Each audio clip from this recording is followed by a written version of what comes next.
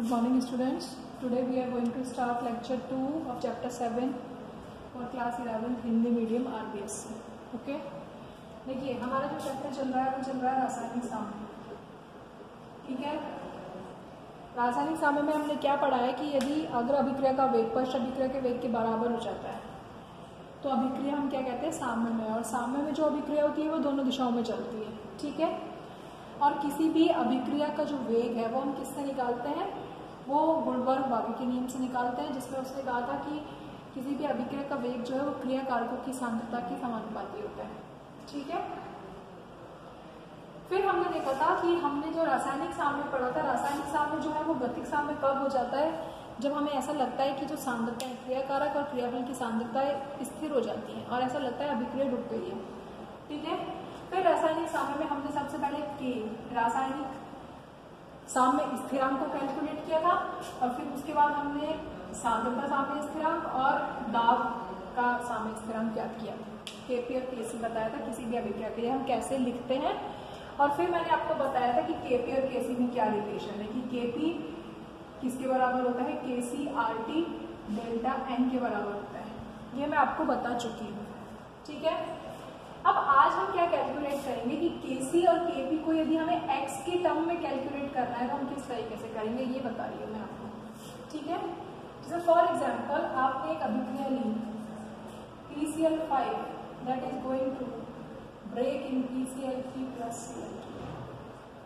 ठीक है, ये एक अभिक्रिया है. क्लियर. अब क्योंकि दोनों तरफ दोनों दिशाओं में चल रही है, इसका मतलब ये सामने पर है. अब आप देखिए प्रारंभ का मतलब जो टी का ताप क्या है, 0 है. ठीक है, तो हमने माना कि ये क्या है, 1 मोल है, जबकि ये 0 है. क्योंकि जब भी कोई रासायनिक अभिक्रिया शुरू होती है हम क्या कहते हैं, जब कोई रासायनिक अभिक्रिया शुरू होती है तो शुरू में तो क्रिया कारक ही होते हैं, क्रियाफल तो होते ही नहीं है. फिर धीरे धीरे अग्र अभिक्रिया बढ़ती है, क्रियाफल बनते हैं और फिर यदि क्रियाफल जो है वो क्रिया कारक की तरह काम करे और क्रियाफल बना दे तो अभिक्रिया पार्श्व दिशा में हो जाती है. तो प्रारंभ में हमने माना कि ये 1 मोल है और ये 0 है. ठीक है, टी समय पर क्या होगा कि इसका कुछ भाग क्या होगा, वियोजित हो जाएगा. यानी ये कुछ भाग वियोजित होगा तभी तो ये बनेगा. यदि ये 1 मोल का 1 मोल बना रहा तो अभिक्रिया होगी नहीं. तो हमने माना कि x भाग वियोजित हो गया. ये क्या है, x जो है वो है वियोजन की मात्रा. क्लियर. तो t समय पर ये कितना बचेगा, यदि ये x से वियोजित हो गया तो कितना बचा, 1 - x बचा. ये कितना बचा, x बचा. ये कितना बचा, ये भी x बचा. क्लियर. ठीक है, अब पूरी अभिक्रिया जो है वो कितने आयतन में हो रही है, v आयतन में हो रही है. तो पात्र में हो रही है अभिक्रिया. ठीक है, और यदि पात्र में हो रही है तो उसका आयतन होगा v.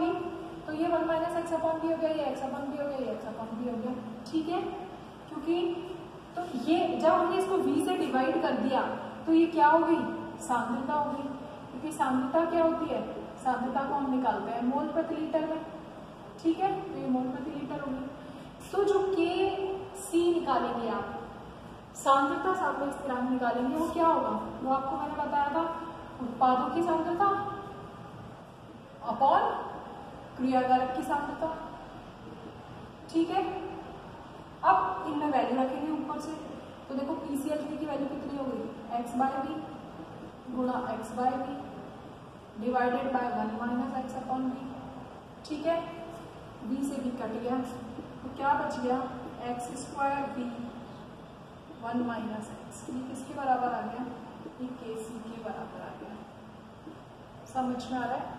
तो मतलब केसी ये तो है ही है, लेकिन आपको वो क्वेश्चन जब आप सॉल्व करेंगे एनसीईआरटी के तो वो आपको वियोजन की मात्रा देगा, कितना भाग वियोजित हुआ है, तो उससे आपको केसी निकालना आना चाहिए. तो ये एक्स के टर्म में निकाला है आपने केसी.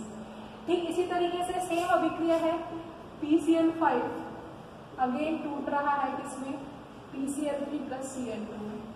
ठीक है, प्रारंभ में जब समय 0 है तो ये 1 मोल है, ये 0 है. टी समय पर इसका x भाग वियोजित हो गया तो x क्या है, वही सेम वियोजन की मात्रा है. तो कितना बचा, 1 - x बचा, ये x बचा, ये x बचा. क्लियर. तो अब t समय पर टी समय पर, टी समय क्या है, जबकि साम्य स्थिरांक, टी समय का मतलब है साम्य पर, साम्य पर कुल मोलों की संख्या, साम्य पर कुल मोलों की संख्या। तो साम्य पर कुल मोलों की संख्या कितनी हुई, 1 minus x plus x plus x, कितनी हुई, इससे कैंसिल हो गया तो 1 प्लस एक्स हो गई। क्लियर, समझ में आ रहा है भाई। प्रारंभ में एक्स था, एक्स वियोजित हो गया, 1 माइनस एक्स बन गया, एक्स बन गया, एक्स बन गया, तो सामने पर मोल कितने हुए, 1 प्लस एक्स हो गए। ठीक है, तो अब आप जो के पी निकालेंगे, के पी कैसे निकालते हैं, P PCl3 PCl2 divided P PCl5, ऐसे ही निकालते हैं। अब जो P है वो क्या है, आंशिक दाब है। आंशिक दाब का फॉर्मूला आपको मैंने बता रखा है। आंशिक दाब का फॉर्मूला क्या होता है, तत्व या फिर आप कहो यौगिक के, तत्व या यौगिक के मोलों की संख्या। P क्या होता है, के मोलों की संख्या अपॉन कुल मोलों की संख्या, कुल मोलों की संख्या गुणा P।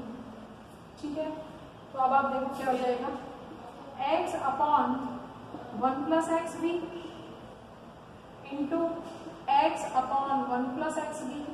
भाई ये PCl3 कितना है, x है, तो x PCl3 के मोल की संख्या कुल मोलों की संख्या गुना P। ठीक है, गुना P upon 1 minus x upon 1 plus x गुना P। ये क्या हो गए, ये आंशिक दाब हो गए। क्लियर है, P से P कैंसिल हो गया, तो अब आप देखो क्या बचा, एक्स स्क्वायर 1 प्लस एक्स का whole square P upon 1 plus x upon 1 minus x. ये ऊपर जाएगा तो 1 प्लस एक्स इधर चला जाएगा, तो 1 माइनस एक्स इधर रह जाएगा, 1 प्लस एक्स से 1 प्लस एक्स कट गया।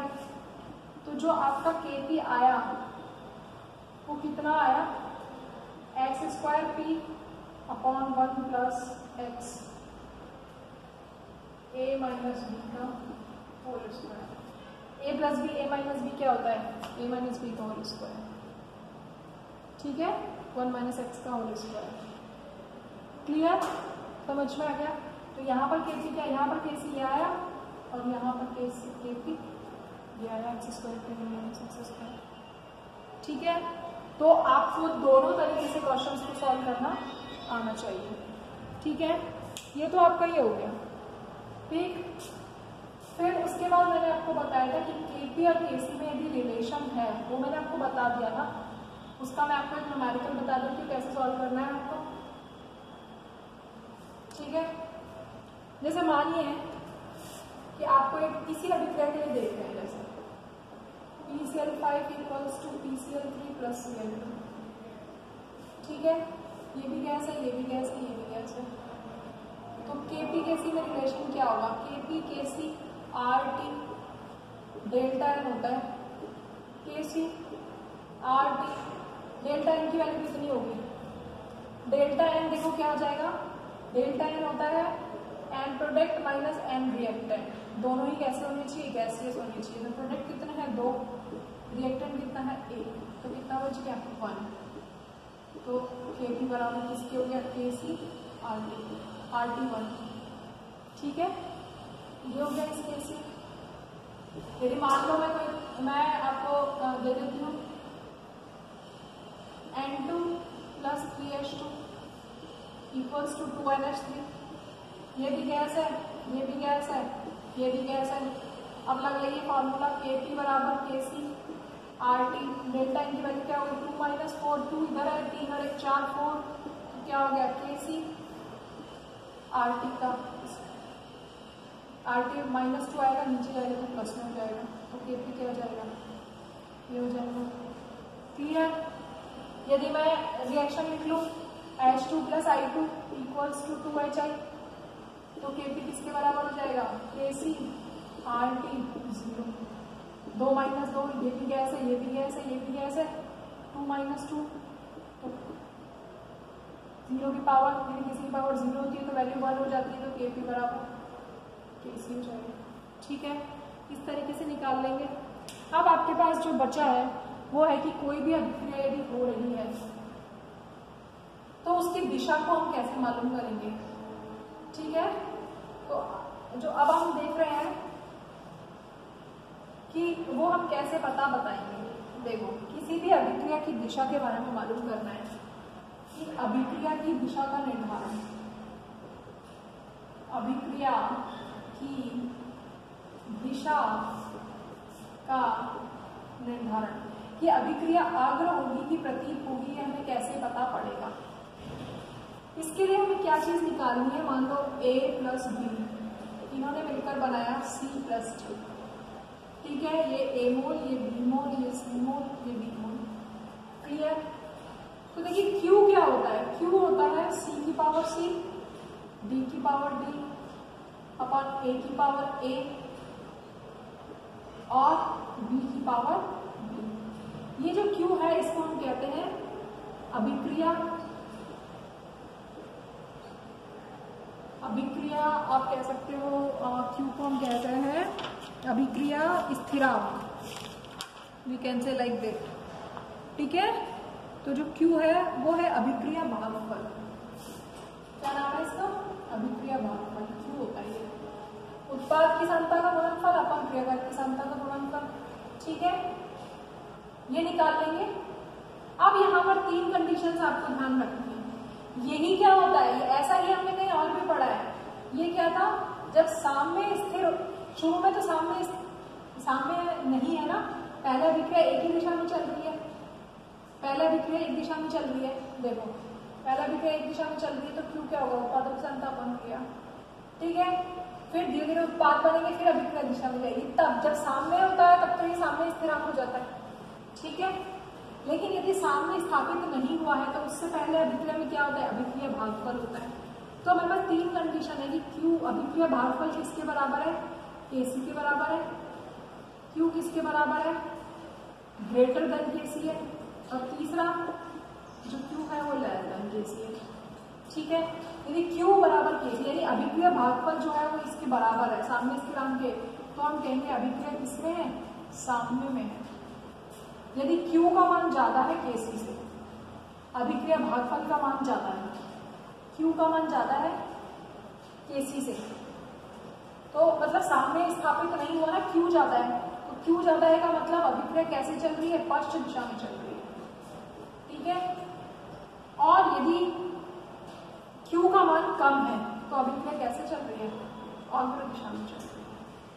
समझ में आ गया कि पहले जब अभिक्रिया कोई भी स्टार्ट होती है उस टाइम पर Q जो है, तो Q का मान जब कभी भी कम होगा अभिक्रिया अग्र दिशा में चलेगी।